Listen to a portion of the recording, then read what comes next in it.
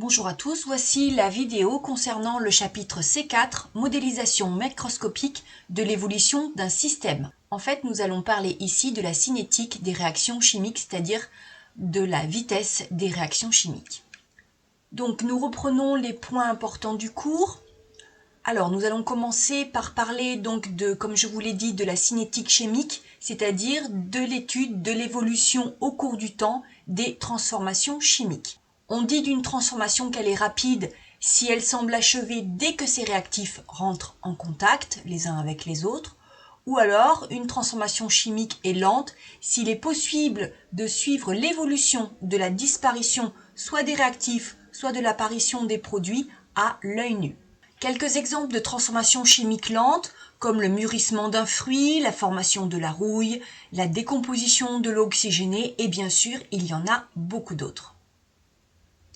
Alors, pour faire un suivi cinétique d'une transformation chimique, il sera absolument nécessaire de le suivre par une certaine méthode, une méthode physico-chimique.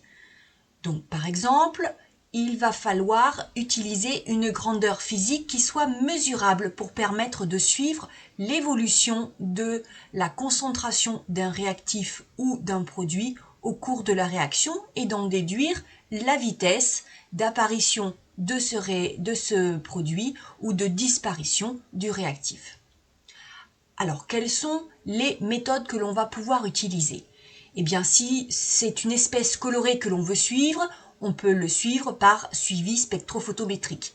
Si c'est un réactif qui est coloré et seulement ce réactif qui est coloré, eh bien, il va disparaître au cours de la réaction chimique. Donc, on va pouvoir, par exemple, suivre avec la spectrophotométrie, eh bien, la concentration de cette espèce en utilisant la loi de Beer-Lambert que vous connaissez, que l'on peut résumer à absorbance égale à K fois C, K étant un coefficient de proportionnalité, et c'est la concentration de l'espèce chimique qui est suivie, qui est donc colorée. On peut aussi utiliser un pH mètre à condition que les ions H3O+ rentrent dans la réaction chimique, soit en réactif, soit en produit. S'il n'y a pas cet ion-là, on ne va pas utiliser la pH-métrie. On peut également utiliser la conductimétrie à condition, là encore, que nous ayons des espèces ioniques dans la réaction chimique, en utilisant la loi de Colroche, que vous connaissez déjà avec le précédent cours. Je ne détaille pas les unités, vous les connaissez. Et enfin, s'il y a un gaz qui intervient dans l'équation, eh bien, on va pouvoir utiliser l'équation d'état des gaz parfaits, PV égale nRT, pour pouvoir suivre donc l'évolution de la quantité de matière de gaz. Il y a une donnée qui est souvent demandée dès qu'on travaille avec la cinétique chimique, c'est le temps de demi-réaction. Alors ce temps sera noté T indice 1,5 et c'est la durée nécessaire pour que la moitié du réactif limitant soit consommée. Cela correspond également au temps au bout duquel l'avancement a atteint l'avancement final divisé par 2. Donc comme je viens de le dire, il faut absolument que ce soit lié au réactif limitant. Donc il va falloir identifier le réactif limitant dans votre transformation.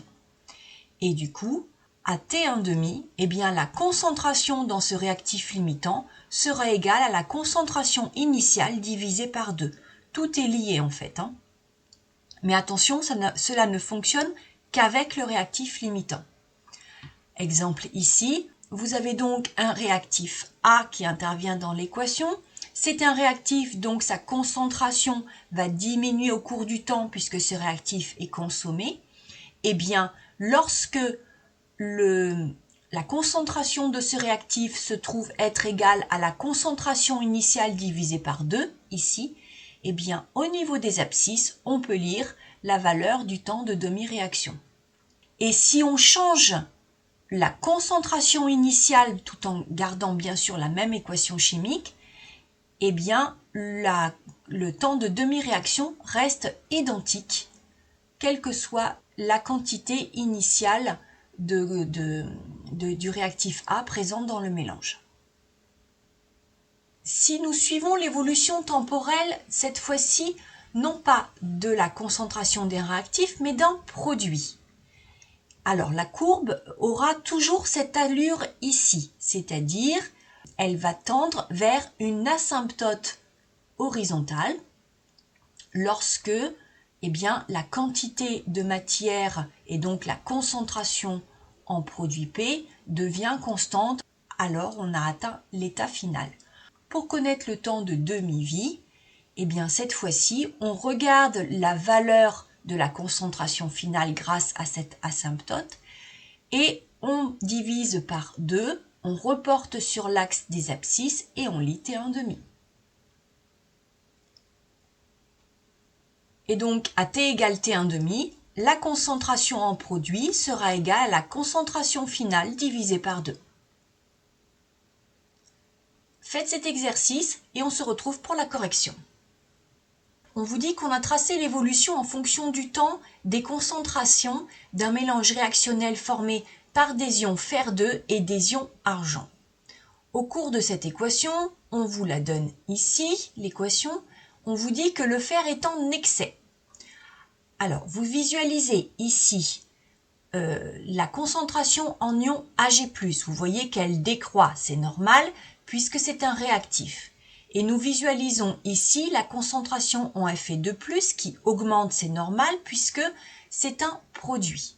Et on vous demande, dans un premier temps, d'évaluer la durée TF de la réaction. Donc le temps final, au bout duquel la réaction n'évolue plus.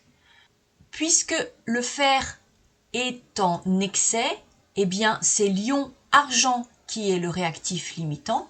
L'état final sera atteint lorsque la quantité d'ion argent sera nulle et donc cette valeur est atteinte pour T égale 60 minutes. Donc TF, la durée totale de l'expérience, jusqu'à atteindre l'état final, dure 60 minutes. De la même façon, si on regarde cette courbe verte ici, donc qui traduit la concentration en ion Fe2+, vous voyez qu'à partir de 60 minutes, cette courbe reste constante, avec une valeur donc constante en ion Fe2+. Donc on a bien atteint là encore l'état final, bien sûr c'est le même pour les deux. Enfin, on vous demande de déterminer par deux méthodes différentes le temps de demi-réaction. Attention, ce temps de demi-réaction, ce n'est pas le temps total divisé par 2, ce n'est pas du tout ce que nous avons vu. Nous avons vu la définition, à savoir, si je m'intéresse à un réactif comme celui-ci, ça correspond au temps au bout duquel j'ai la concentration initiale qui sera divisée par 2. Donc ici, première méthode, je regarde la concentration initiale qui est à 0,080, divisé par 2, ça me donne 0,040 et je regarde la valeur ici, j'obtiens donc 10 minutes. Avec une deuxième méthode, je vais utiliser cette fois-ci non pas les ions argent, mais le produit avec les ions Fe2+. Du coup, je regarde la quantité de matière à l'état final, donc ça correspond ici à 0,40, donc j'ai cette asymptote horizontale, et je prends cette quantité finale que je divise par 2, donc ce qui me fait 0,020. Et je reporte cette valeur sur la courbe, j'obtiens à nouveau T1,5 qui vaut 10 minutes. Heureusement, les deux méthodes me donnent exactement la même valeur. Et comme vous pouvez le constater, T1,5 n'est pas du tout égal au temps final divisé par 2. En général, il faut plusieurs demi-périodes au niveau de la durée pour obtenir le temps final. Alors combien, ça dépend un petit peu des réactions, mais des fois 4, 5, 6, vous voyez ici par exemple c'est 6 fois T1,5 pour atteindre l'état final. Donc c'est ce que j'ai répondu à la question B ici. T final c'est 6 fois T1,5, cela correspond donc T final lorsque la réaction est achevée. Mais surtout l'erreur est de dire que T1,5 c'est la moitié de TF. Ça c'est vraiment une erreur à ne pas commettre. Alors, parlons de la vitesse d'évolution d'un système chimique.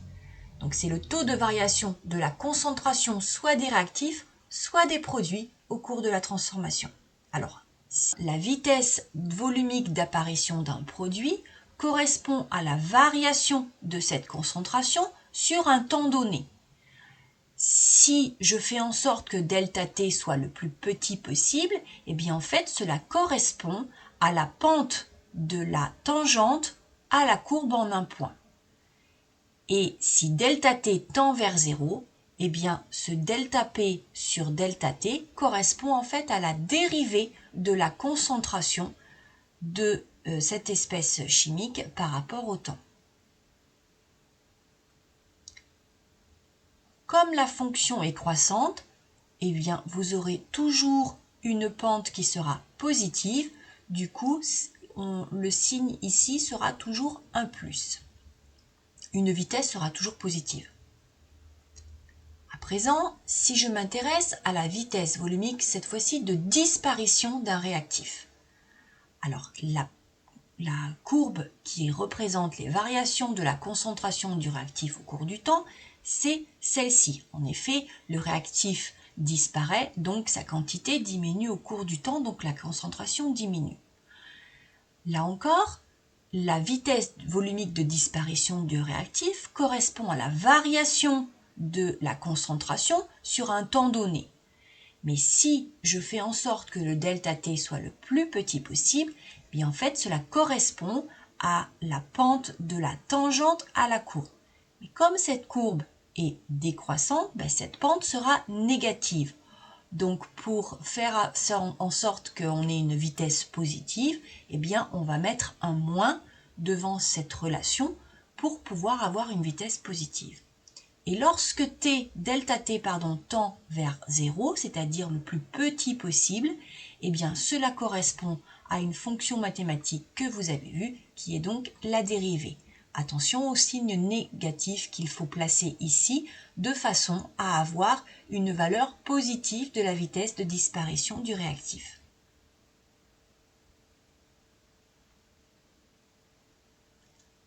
Si nous voulons calculer cette valeur approchée dans un tableur ou par un calcul Python, eh bien, il suffit de faire un delta P sur un delta T.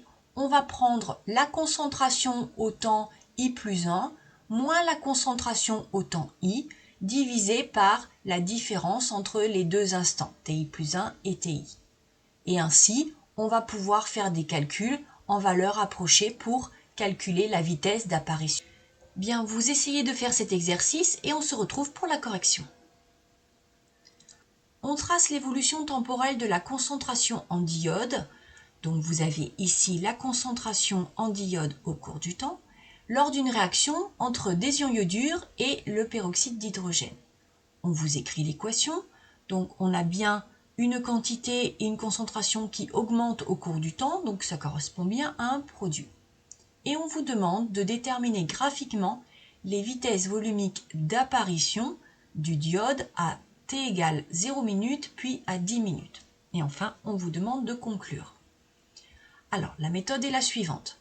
Rappelez-vous, la vitesse volumique d'apparition du diode, c'est la dérivée de cette courbe, donc de la courbe de la concentration du diode au cours du temps, aux différents moments. Pour cela, on va tracer en t égale à 0, puis en t égale 10 minutes, eh bien la tangente à cette courbe. C'est ce que je fais ici, je trace la tangente à t égale à 0, et je vais devoir, entre ces deux points par exemple A et B, eh bien déterminer le coefficient directeur de cette droite, en utilisant ces deux points. Donc je vous rappelle que pour trouver un coefficient directeur, je fais la variation des coordonnées verticales divisée par la variation des coordonnées horizontales. Donc variation des ordonnées sur variation des abscisses. Donc pour t égale 0 minutes, la vitesse d'apparition en I2 à ce moment-là, donc je repère ici les coordonnées de B, ce sera donc I2 au point B moins I2 au point A. Donc je vais repérer les coordonnées, les ordonnées, et je divise par la différence de temps. Attention, je mets dans le même sens TB moins TA. Je reporte ici les valeurs lues et je trouve une millimole par minute. Je vais faire exactement la même chose pour t égale 10 minutes. Donc la première chose à faire, c'est que je me place ici à t égale 10 minutes sur la courbe et je vais tracer la tangente en ce point ici. Je repère des points assez faciles à déterminer les coordonnées, je nomme ces points et j'écris donc que la vitesse d'apparition du diode au temps t égale 2, eh bien je fais exactement le même type de calcul avec les nouvelles valeurs et j'obtiens ici une vitesse de 0,20 millimol par litre par minute. Et donc la vitesse d'apparition a diminué lorsque le temps a augmenté. En effet, vous voyez avec la courbe ici, plus j'avance dans le temps, plus la pente de la tangente sera faible, voire complètement nulle, lorsqu'on aura atteint l'asymptote horizontale. Donc effectivement, quand le temps augmente, eh bien la quantité de réactif diminue et du coup ça fait ralentir l'évolution du système. Alors voyons ce que c'est qu'une loi de vitesse d'ordre 1. Une réaction chimique, on dit qu'elle suit une loi d'ordre 1 si la vitesse volumique de disparition du réactif limitant grand A est proportionnelle à sa concentration. C'est-à-dire que la vitesse de disparition, c'est pour ça qu'il y a un moins, qui est égale à la dérivée de la concentration A par rapport au temps, eh bien, il faut que cette vitesse, elle soit proportionnelle, K étant le facteur de proportionnalité, à la concentration. Du coup, si je remplace cette expression ici par cela, eh bien, je peux écrire ceci. Moins la dérivée de la concentration par rapport au temps est égale à K fois concentration en A. C'est-à-dire encore, si je mets tout du même côté, la dérivée de la concentration plus un facteur multiplié par la concentration est égal à 0. Donc nous obtenons ce que l'on appelle une équation différentielle, puisque dans la même équation, on a une grandeur qui est ici la concentration en A et la dérivée de cette concentration par rapport au temps. La solution de cette équation différentielle, elle sera du type concentration par rapport au temps, c'est concentration initiale fois exponentielle de moins K fois T, le K étant cette valeur ici, ce qu'on appelle aussi une constante de vitesse. Je montrerai en classe comment cette solution est bien solution de l'équation différentielle. Là, je vous demande de l'admettre dans un premier temps. À partir de cette solution, on peut écrire aussi que le logarithme de cette concentration est égal au logarithme de ce produit. Or, le logarithme d'un produit est égal à la somme des logarithmes des différents termes du produit. Et donc, on obtient cette équation-là. Si je m'intéresse donc à la concentration en l'espèce en réactif A, je reconnais ici cette courbe décroissante. Cette courbe-là, eh bien en fait, son équation, c'est celle-ci. Voilà. Alors, ça, je l'ai vu avec la vitesse volumique de disparition du réactif limitant, mais en petite remarque, on peut faire exactement la même chose avec la vitesse d'apparition d'un produit qui sera d'ordre 1 si la vitesse d'apparition de ce produit est proportionnelle à la concentration de ce même produit. Alors, souvent, on va vous demander, est-ce que la loi de vitesse de disparition d'un réactif ou d'un produit suit une loi de vitesse d'ordre 1? Il n'y a que l'expérience qui va nous permettre de le vérifier. Il y a ici 3 méthodes de vérification. Première méthode, on vérifie que la courbe qui représente la concentration en fonction du temps est bien modélisable par une fonction exponentielle du type A0 exponentielle de moins kt.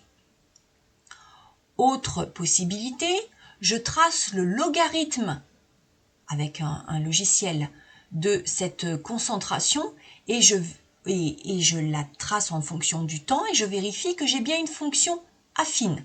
Donc en ce cas-là, elle sera d'ordre 1. Troisième méthode, on vérifie que la vitesse de disparition du réactif en fonction de sa concentration est une fonction linéaire, puisque l'on a vitesse de disparition de A égale K fois la concentration. Donc voici 3 méthodes. Il y en a même une quatrième, c'est de vérifier que quelle que soit la concentration initiale du réactif dans des situations différentes, eh bien le temps de demi-réaction reste identique. T1,5 restera toujours égal à la même valeur. Ça aussi, c'est une quatrième méthode. Je vous renvoie à cette vidéo, qui est la vidéo de votre cours. Je vous mettrai le lien sur Pronote. Donc là, vous faites une petite pause, vous allez voir cette vidéo, et puis vous revenez. Allez, on se retrouve, et vous me faites l'exercice numéro 11, page 86, et on corrige ensuite. Alors, on vous dit qu'on étudie la réaction de l'arsenic 3 avec du peroxyde d'hydrogène qui est en large excès. On trace l'évolution temporelle de la concentration en arsenic 3, donc c'est le réactif limitant, de 2 solutions qui sont à des concentrations initiales différentes. Et on vous demande de déterminer le temps de demi-réaction. Alors, lorsque j'ai un réactif, donc qui disparaît au cours du temps, eh bien, le temps de demi-réaction, rappelez-vous, je regarde la concentration initiale, je divise par 2 et je reporte sur la courbe pour avoir T1,5. Donc c'est ce que je fais ici. Pour la solution A, la bleue, sa concentration initiale, elle est de 0,20 mol par litre. Donc divisé par 2, je vais obtenir ici 0,10 mol par litre. Et je vais reporter cette valeur, 0,10, sur la courbe. Et donc j'obtiens T1,5 qui vaut ici 20 minutes. Je vais faire exactement la même chose pour la deuxième solution qui est donc 2 fois moins concentrée en arsenic comme vous pouvez le constater. C'est exactement la même réaction chimique que je lui fais faire bien sûr. Donc pour la solution B, T1,5 sera atteint lorsque la concentration en arsenic sera égale à la concentration initiale, c'est-à-dire ici 0,10 mol par litre divisé par 2, soit ici à 0,05 mol par litre. Donc je reporte 0,05 mol par litre sur la courbe et j'obtiens exactement le même temps de demi-réaction, 20 minutes. Donc je peux ici en déduire que la réaction suit une loi de vitesse d'ordre 1 par rapport à l'arsenic. Puisque pour 2 concentrations différentes, j'ai exactement le même temps de demi-réaction par rapport à la même équation. Alors, quels sont les facteurs cinétiques? D'abord, qu'est-ce qu'un facteur cinétique? C'est un paramètre expérimental qui sera susceptible de modifier la vitesse d'évolution du système chimique. En effet, la transformation sera d'autant plus rapide que la concentration initiale des réactifs sera importante. Plus il y a de concentration de réactifs, plus il va y avoir de choc entre ces réactifs pour que la réaction se fasse. Du coup, vous avez une vitesse qui est plus importante. Si j'augmente la température, eh bien là, l'agitation des réactifs va faire que les chocs vont être plus importants et là encore, la réaction va aller plus vite. Il y a d'autres facteurs cinétiques qui peuvent intervenir comme la nature du solvant, la pression ou la lumière. Ce que je vous demande vraiment de connaître par cœur, ce sont ces 2 facteurs cinétiques ici, concentration initiale des réactifs et température. Alors, nous allons faire cet exercice à l'oral. Je vous laisse le lire dans un premier temps. Donc, vous voyez que nous faisons 4 fois la même réaction, mais avec des quantités initiales de réactifs qui changent. J'ai 3 réactifs ici. Eh bien, on modifie donc certaines quantités initiales pour pouvoir obtenir ces différentes courbes. Tout d'abord, justifier l'utilisation d'un spectrophotomètre pour suivre l'évolution de la concentration en diode dans les mélanges. On vous dit que le diode est la seule espèce chimique qui est colorée. Donc effectivement, puisque j'ai une seule espèce chimique colorée qui se trouve être un produit, eh bien je vais pouvoir suivre l'évolution de la concentration de ce produit grâce à un spectrophotomètre. Deuxième question. en comparant les courbes 2 à 2, montrer l'influence de la concentration sur la rapidité d'évolution du système. Donc ici, en fait, on vous demande de vérifier que la concentration des réactifs est bien un facteur cinétique. Alors, prenons par exemple le mélange A et B avec les courbes violettes et la courbe rouge. Donc déjà, on s'aperçoit que la courbe violette a une vitesse de transformation qui est plus importante initialement que pour la courbe B. En effet, la pente ici initiale est bien plus élevée que pour la pente rouge. De la même façon, on atteint l'asymptote pour A à peu près par ici, donc au bout de à peu près 0,9 10 puissance 3 secondes, alors que pour la rouge, on ne voit pas encore l'asymptote, donc c'est beaucoup plus loin. Donc en effet, la vitesse pour le mélange B est moins importante que pour le mélange A. Est-ce que c'est cohérent? Si je compare ici ces deux colonnes, je m'aperçois que seule la quantité initiale du réactif I- a changé. Elle est doublée en A par rapport à B. Donc effectivement, je m'aperçois que la concentration agit et que la concentration des réactifs est donc un facteur cinétique, puisque lorsque je double la concentration d'un des réactifs, eh bien la vitesse est augmentée. À présent, je vais comparer la courbe B avec la courbe C. Donc la courbe rouge, pardon, avec la courbe verte. Je m'aperçois que la vitesse initiale d'apparition de I2 est plus importante pour la rouge, et ici une pente beaucoup plus importante au départ qu'ici. En effet, qu'est-ce qui change entre là et là? C'est la quantité initiale de peroxyde d'hydrogène. Elle est doublée en B par rapport en C, les autres valeurs étant les mêmes. Donc là encore, eh bien, on voit bien que la concentration des réactifs est un facteur cinétique, puisque lorsque la concentration est plus importante au niveau des réactifs, eh bien, la vitesse est augmentée. Et enfin, on peut comparer le mélange A et D, où j'ai la même quantité initiale de I- ainsi que de H2O2, mais c'est mes ions H+, qui sont le troisième réactif ici, qui est doublé en A. Là encore, entre la courbe violette et la courbe bleue, eh bien, j'ai une vitesse qui est augmentée dans le mélange A par rapport au mélange B, puisque j'ai 2 fois plus de concentration initiale en H+ que dans D. Donc effectivement, on peut conclure que la concentration des réactifs est un facteur cinétique. Alors, quelles sont les applications de ces facteurs cinétiques? Eh bien, pour accélérer une transformation chimique, on peut augmenter la température. C'est ce que nous faisons avec le montage à reflux lorsque nous faisons une synthèse. Je vous renvoie au cours que vous avez vu en première. Pour fabriquer donc un produit, la plupart du temps, on chauffe, et pour éviter la perte de produit, on effectue un montage à reflux. On peut au contraire ralentir ou bloquer une transformation chimique. Pour cela, on peut faire une trempe. Alors il y a deux types de trempes, soit la trempe physique, c'est-à-dire qu'on va refroidir brutalement le milieu réactionnel. Par exemple, vous avez un milieu réactionnel qui est dans un ballon, eh bien vous plongez le ballon avec bien sûr le mélange qui est lié à l'intérieur dans un bain d'eau froide par exemple. Ça, c'est une trempe physique. On peut faire aussi une trempe chimique, c'est-à-dire que directement dans le ballon, on ajoute de l'eau glacée et donc on a un refroidissement de la solution, mais pas que. Non seulement on refroidit, mais en plus on dilue.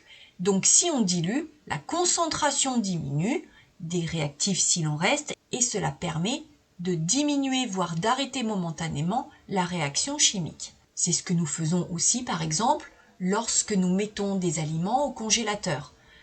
Le fait de les mettre au congélateur, vous prolongez leur durée de vie de plusieurs semaines, voire de plusieurs mois, parce que l'on fait une trempe physique. Alors, qu'est-ce qu'un catalyseur? Un catalyseur est une espèce chimique qui va augmenter la vitesse d'évolution du système chimique. Le catalyseur va modifier le mécanisme de la réaction, mais il n'apparaît pas dans l'équation de la réaction. Pourquoi? Parce que le système utilise le catalyseur, mais au fur et à mesure, il est régénéré. Donc il y en a autant au début qu'à la fin, il n'apparaît pas dans l'équation. Et il ne modifie pas l'état final du système chimique. Simplement, il accélère la vitesse d'évolution. Alors on parle de catalyse homogène lorsque le catalyseur et le réactif sont dans la même phase, par exemple tous liquides. On va parler de catalyse hétérogène lorsque les réactifs et le catalyseur ne sont pas dans la même phase. Par exemple, les réactifs sont liquides et le catalyseur est un solide. Et enfin, on parle de catalyse enzymatique lorsque ce sont des enzymes qui sont des molécules biologiques qui vont agir comme catalyseurs. Vous me faites cet exercice et on le corrige ensemble après. Alors la rhodamine est utilisée comme colorant dans l'industrie du papier. Elle doit être éliminée des effluents industriels. Pour étudier sa photodégradation en présence d'un catalyseur qui est le dioxyde de titane, on expose à la lumière une solution de rhodamine. On relève l'absorbance de la solution au cours du temps et on vous indique ici le rapport de l'absorbance sur l'absorbance initiale mesurée juste avant l'exposition de la lumière. Et on vous demande d'étudier à l'aide du graphique que le dioxyde de titane est bien un catalyseur et non un réactif. Alors, nous avons trois courbes. Une courbe la courbe verte où il n'y a pas de catalyseur puisque la concentration en dioxyde de titane est nulle. Donc vous voyez que la réaction elle se fait, mais avec une vitesse faible. Et puis, on a deux autres courbes avec des concentrations en catalyseur plus ou moins importantes. Donc, est-ce que le dioxyde de titane est bien un catalyseur et non un réactif? Eh bien, en effet, puisque d'après la courbe verte, la réaction se fait alors qu'il n'y a pas de catalyseur. Donc, elle a quand même lieu, c'est bien que ce n'est pas un réactif. Deuxième question, déterminer l'influence de la concentration en catalyseur sur la cinétique de la réaction. Alors, je vais étudier ici les courbes rouges et bleues. Je m'aperçois qu'avec la courbe bleue, j'obtiens l'état final beaucoup plus rapidement qu'avec la courbe rouge. Et donc, elle décroît beaucoup plus vite en bleu qu'en rouge. Ainsi, l'état final est obtenu au bout de 3 heures à peu près avec une concentration en catalyseur de 0,5 g par litre, alors qu'il faut 1 heure de plus lorsque cette concentration est divisée par 5. Donc, effectivement, plus la courbe décroît rapidement, plus l'évolution du système est rapide.